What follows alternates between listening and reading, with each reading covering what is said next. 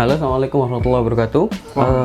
Teman-teman, jadi kita hari ini mau ngobrol tentang, ya lebih tepatnya saya pengen tanya tentang kehidupan setelah menikah dan sebelum menikah itu sih yang mungkin saya akan kupas. Sudah siap saya tanya-tanya? Apa ya? Sudah nikah berapa tahun? Hampir setahun. Hampir setahun, belum setahun nih. Belum, Juni 13. Berarti kurang berapa bulan? Mei, Juni, 1 bulan lagi. 1 bulan lagi genap setahun. Itu nikah di umur berapa? 24. Iya 24. Mei ini kan 25 kan. Berarti 24 yang kemarin. 24 awal. Oke. Mei, Juni. Tapi sudah 24 lah. Sesuai target gak? Enggak, Nggak sesuai. Harusnya lebih muda atau lebih tua lagi, kurang tua lagi? lebih muda. Harusnya lebih muda. Kalau ibu pengennya lebih tua 1 tahun di tahun ini 25. Baru menikah. Tapi Tapi kalau niatan ya, 23 sih niatan. sama ya, sama kayak sumut kemarin. 23. Kayaknya Kayaknya segitu. idealnya harus 25 dong. 25. Laki-laki, 23 itu perempuan.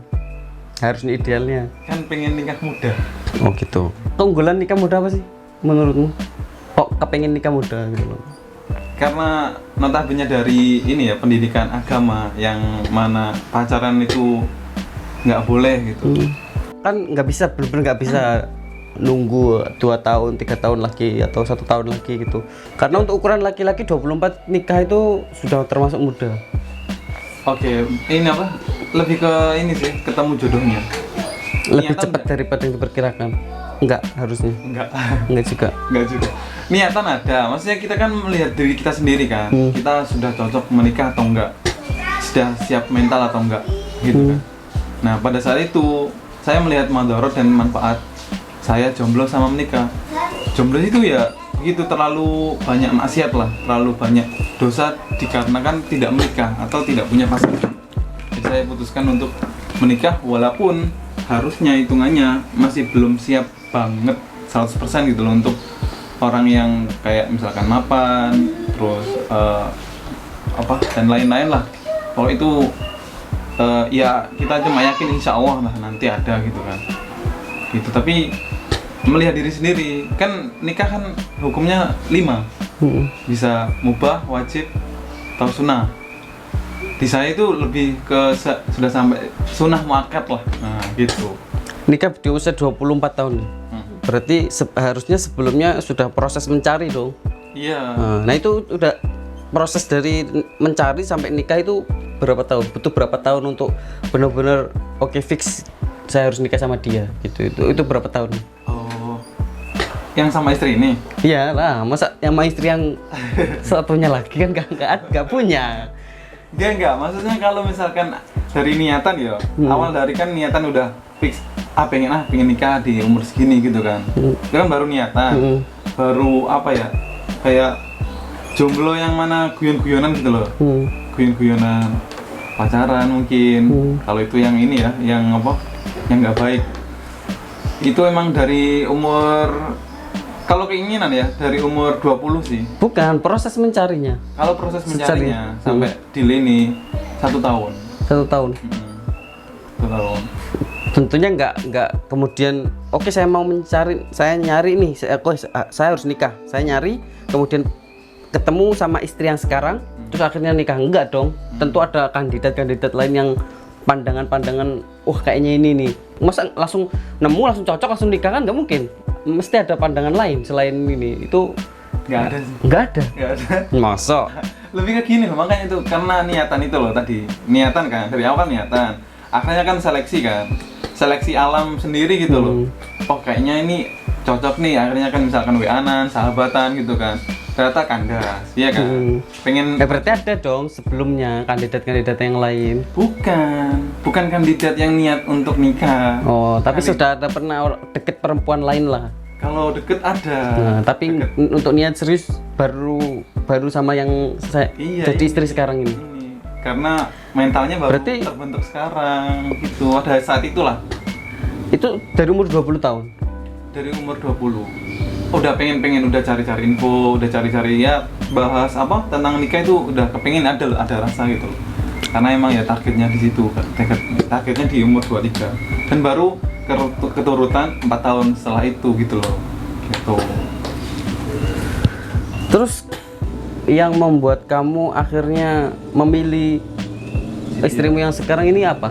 Oh iya, Apa yang membuat kamu benar-benar mantep? agamanya sih. Hmm. Karena emang ya itu nomor satu sebetulnya. Misalkan ada kandidat nih, Hmm. dulu nih pernah cantik nih, cantik tapi dia agamanya kurang gitu kan. Hmm. Hati kan seneng kan harusnya. Misalkan kita sama si dia atau seorang wanita itu ada kecocokan, habis itu ada niat serius, kan kita kan mesti ini kan apa? Tanya temen mungkin, tanya ustadz, tanya ibu kan. Gimana ini orang ini kan? Ada saya deket sama seorang nih bu, ustadz gitu kan. Pasti kita tanyakan kan, itu kan wajar gitu. Ya enggak, kalau enggak ada agamanya. Dan ibu juga pernah gitu kan, tak tanya ini bu, ada cewek ini nih gimana gitu kan, misalkan tetap yang ditanya itu agamanya gimana dia gitu. Dan yang jadi istri sekarang itu agamanya udah masya Allah cocok lah sama ibu lah gitu, lebih ke cocok sama ibu sih, sama keluarga. Tapi kalau kamu sendiri? Cocok dong, Hmm. cocok dong kan. Iya. Siapa tahu kan dihipnotis.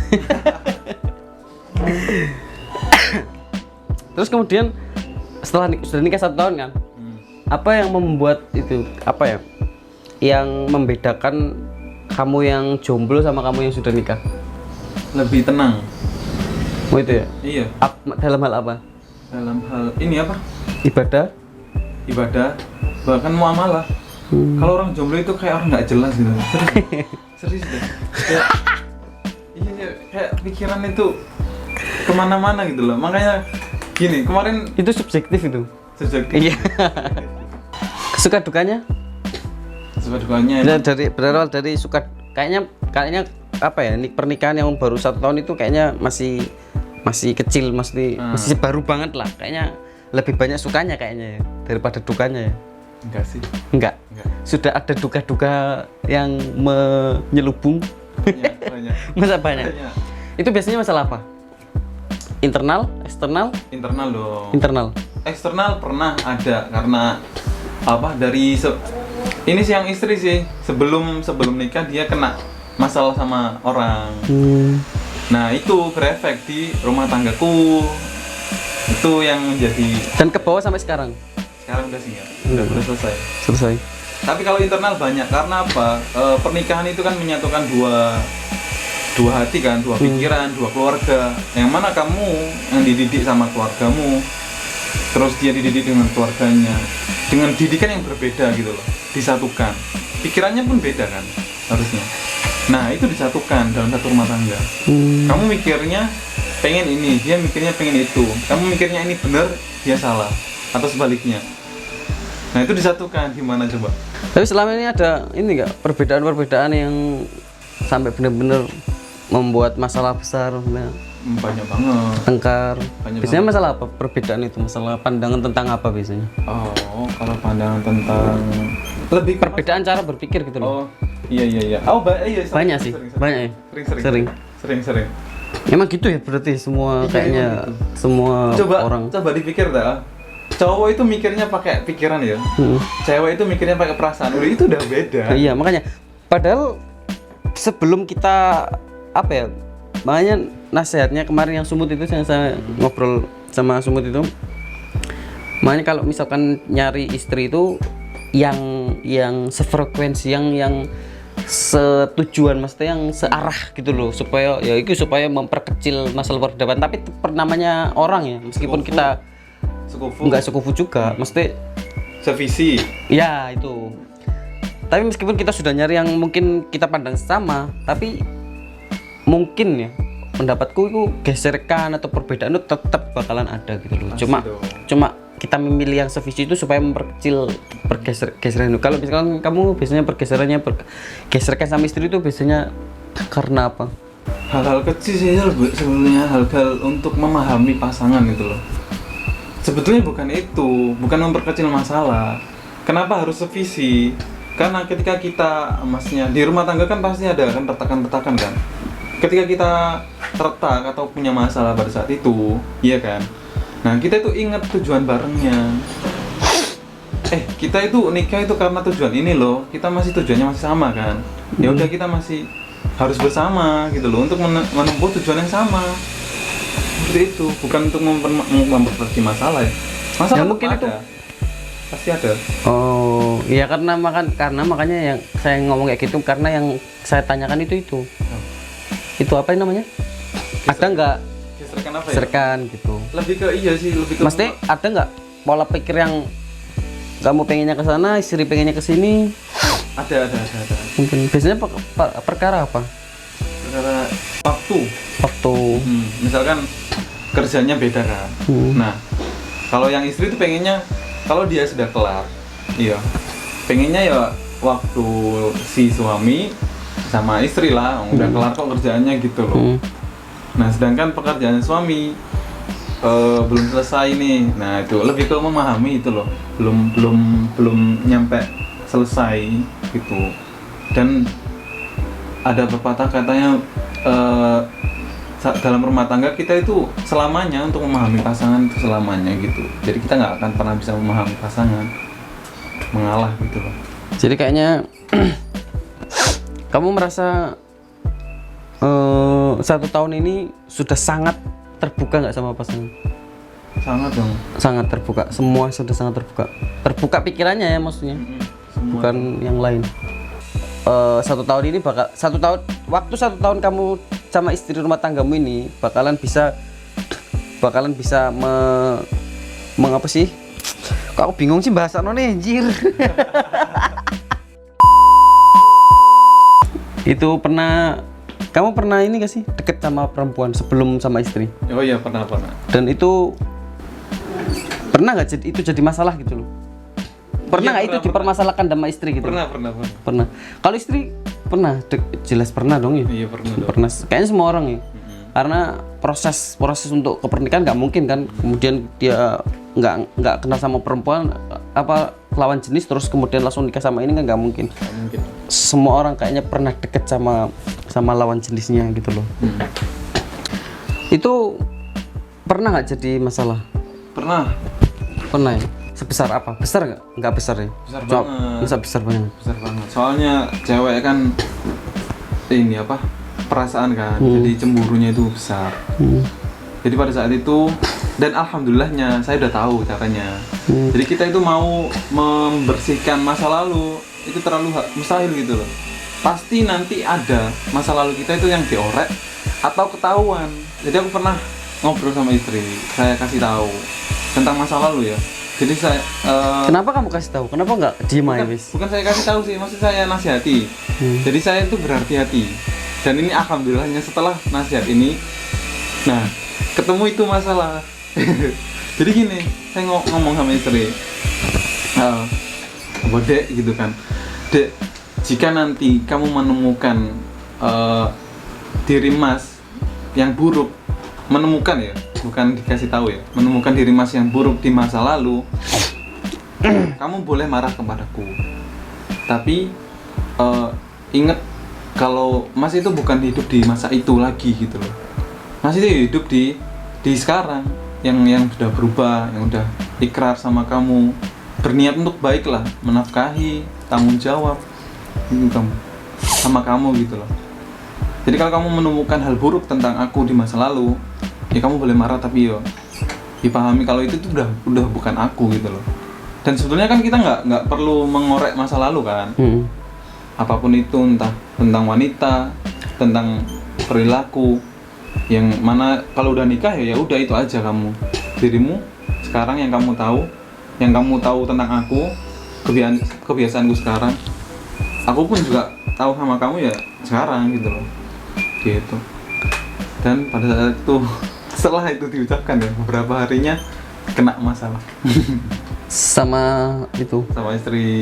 Kalau dulu banget gitu ada gitu loh email yang nama-nama nggak jelas gitu. Email jadi email kan nyantol di HP kan. Nah pada saat itu ketahuan gitu loh kok saya juga nggak sadar, masa saya udah membersihkan gitu loh, membersihkan semua masa lalu juga, apapun itu chat WA apa semua itu udah bersih, email itu ketemu sama dia, emailnya itu pokok. Kok bisa ya email ketemu? Harusnya orang kan biasanya buka WA, Facebook, inboxan, DM kayak gitu. itu, Kenapa email? Yang email kan ya apa sih email maksudnya? Iya makanya itu kan gak kepikiran. Gak kepikiran lah email. Kepikiran, Di orang kepikiran ya WA lah nomor 1, WhatsApp, kan Facebook, DM sudah. Kok Nah itu bisa? gak tahu cewek itu suka ngorek HP-nya cowok. Maksudnya pengen tahu masa lalunya banget. Dan sedihnya gini, kalau nggak dikasih tahu dia penasaran.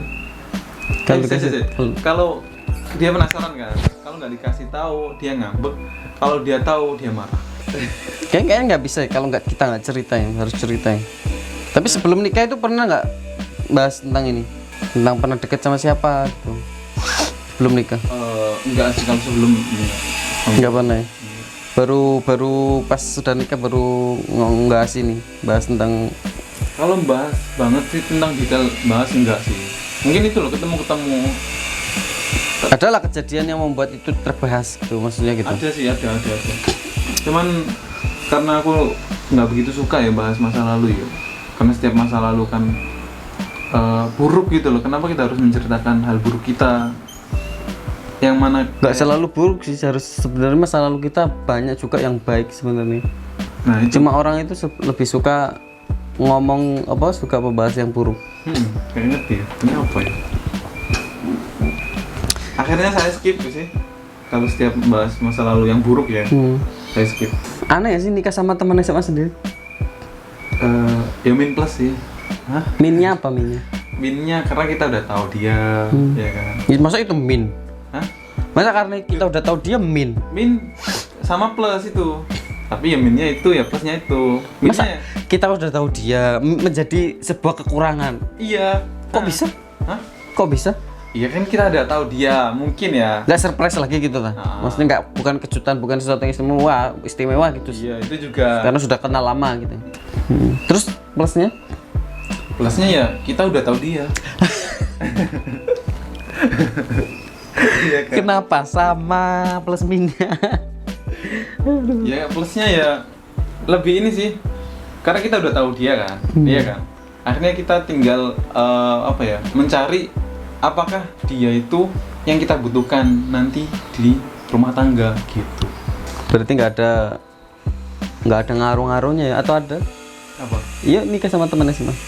Sekenal apapun kita sama temen ya, kalau udah menikah, dia itu kayak orang yang berbeda gitu.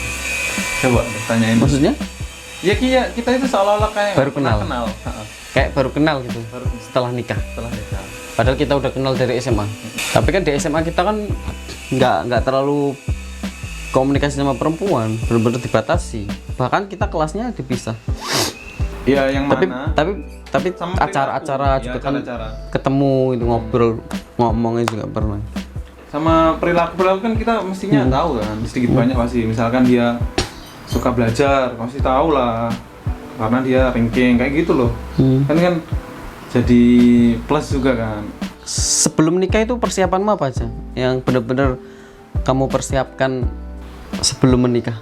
Selain ini ya, selain mahar, terus kemudian acara resepsi apa segala macam. Selain itu, selain yang teknis, Ilmu kayak apa? ilmu rumah tangga sih. Iya, caramu kayak apa mempersiapkan itu? Cara mempersiapkan. Cara mempersiapkan. Kalau caranya itu lebih ke tanya ke yang senior sih yang udah nikah. Tanya ke ustaz. Biasanya pertanyaan-pertanyaan yang kamu ajukan itu kayak apa? Pertanyaan pertama yang ditanyakan ke ustaz atau orang-orang ya. Gini. Cantik itu penting nggak sih setelah rumah tangga? Tuh. Terus Jadi kamu datang Ustadz, assalamualaikum. Ustadz, cantik itu penting gak sih? Gitu. enggak. Ustaz, saya mau nikah gitu loh. Oh, basa-basi dulu lah. Iya. Kayak kasih mukadimah dulu lah. Iya. Gimana Ustaz nasihatnya mungkin. Terus misalkan setelah nasihat apa kan dikasih tahu sama Ustadz itu kan kita kan masih ada keraguan sih. Yang mana kita itu harus tanya. Dan kalau itu nggak ditanyakan ke orang yang sudah pernah menikah, ya gimana kita tahunya? Kalau kita tanya ke jomblo pasti kita masih frekuensi gitu loh, belum bisa.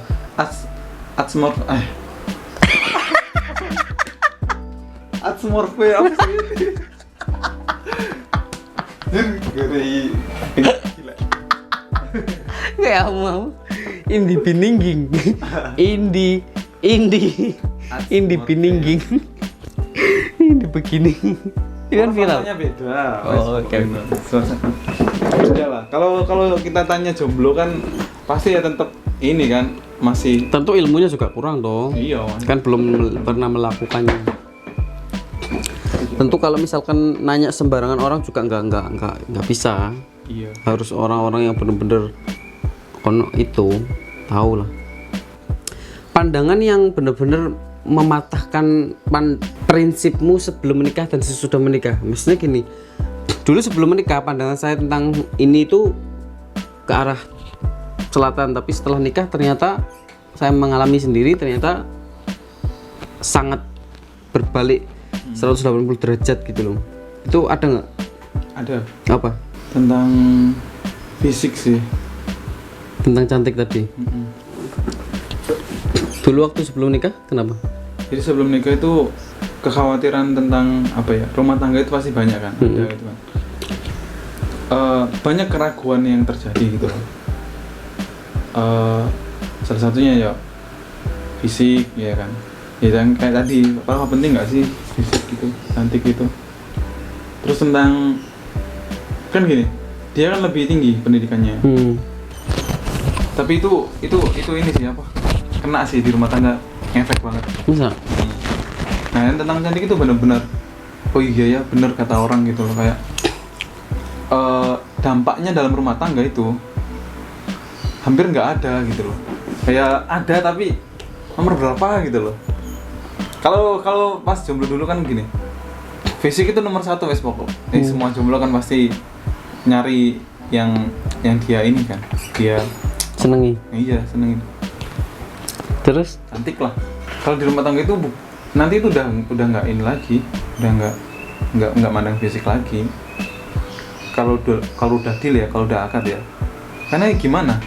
Wong kita itu pasti akan menerima dia gitu loh. Setelah kita seleksi loh.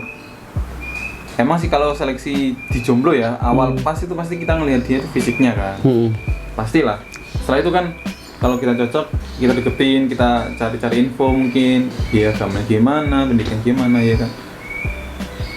Nah kalau udah rumah tangga, udah cocok sama karakter sama sifatnya, gimana kita udah nikah, kita udah nerima dia gitu loh. Fisiknya seutuhnya kan kita udah tahu pasti nanti gitu loh. Dan gitu mau gimana lagi gitu kan. Selama itu dan nggak ada masalah sih.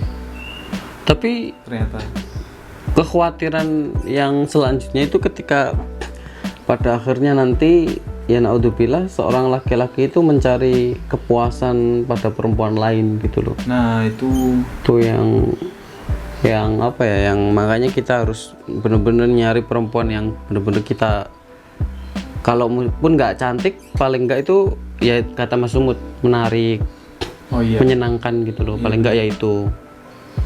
Nah, itulah alasan kenapa cantik itu relatif. Karena tingkat kecantikan seseorang itu berbeda-beda. Kamu bilang dia udah cantik, mungkin aku bilang belum. Kamu bilang belum, mungkin aku udah, kayak gitu kan. Karena itu juga alasan kenapa adanya nador di zaman Rasulullah SAW. Pada saat itu kan ada wanita yang dinikahkan sama Rasulullah, pilihan Rasulullah nih. Pilihan apa, cowok udah soleh lah pokok dia. Nah karena itu perintahnya Rasulullah, udah nikah aja gitu kan. Pilihannya Rasulullah itu kan pasti bagus kan. Tapi ternyata cerai juga. Karena apa? Si wanita itu takut dia itu kufur sama suaminya. Karena ketika melihat suaminya aja dia itu udah nggak betah gitu loh, kayak gitu. Nah, itulah. Fisiknya kurang banget gitu. Kurang banget. Nah kalau masalah fisik atau kecantikan itu lebih ke ini sih, cukup buat kita. Apakah kamu cukup ketika sama dia? Maksudnya sudah apa ya, sudah menundukkan pandanganmu gitu loh. Tuh, insya Allah udah cukup sih untuk setelah lanjut di rumah tangga gitu loh. Tapi kalau belum cukup, maksudnya kita paksain banget ya, kasihan juga gitu loh. Hidup ya juga apa ya, cuma sekali gitu kan. Pokoknya intinya harus tersiksa. Pokoknya intinya nggak apa-apa lah kita nyari yang soleh atau soleha gitu, tapi pastikan fisiknya itu bener-bener udah nyukupi buat Mm-mm. kriteria kita gitu loh. Jangan sampai yang kita karena ngejar yang misalkan hafid 30 juz kemudian ternyata kita paksain buat, padahal sebenarnya pandangan kita dia nggak ada cantik-cantiknya sama sekali. Jangan sampai seperti itu gitu kan. Nah, jangan sampai kan. Jadi paling nggak fisiknya itu sedikit banyak itu tetap masuk di diri kita gitu loh. Oh iya nih gitu. Berarti intinya kayak gitu. Oke, yang terakhir sebelum kita akhiri, pesen ini nasihat buat jomblo yang belum nikah di luar sana, mungkin ada hal penting yang pengen saya sampaikan setelah nikah 1 tahun ini. Oke. Mana ini ya? Apa ya, nasihatnya cuma ini sih, perbanyak ilmu saja sama mental itu harus kuat dulu sebelum lanjut ke jenjang pernikahan, karena setelah menikah itu tanggung jawab itu sangat besar kawan-kawan. Nah, kita ya harus siap, entah itu cari nafkah, entah itu mendidik pasangan, sama mencobalah untuk mudah memaafkan, karena cewek kan nggak pernah salah kan, yang salah kan cowok pasti. Kalau kamu dimarahin, pasti yang salah cowok tetap. Apa yang telah kamu lakukan pada saat itu, kalau nggak ada yang salah. Bener. Kalau kamu dimarahin pasti yang cowok yang salah. Ya emang. Iya, apa kesalahan apa gitu loh, kesalahan apa. Iya. Tapi kalau nggak ada kesalahan misalkan, tetap salah cowok. Kenapa dia marah-marah? Kebaikan apa yang telah kamu lakukan? Sudah ada nggak gitu? Lebih ke kalau mudah memaafkan itu ini masih di apa? Mudah untuk memahami pasangan gitu loh. Terus pilihlah wanita karena agamanya, karena itu bisa menyenangkanmu. Oke teman-teman, kayaknya video ini cukup sekian dulu. Jadi kita ketemu di video bincang-bincang lagi di video selanjutnya. Nggak tahu mau ngobrol sama siapa lagi. Pokoknya ya kita akhiri video ini. Sampai jumpa di video berikutnya.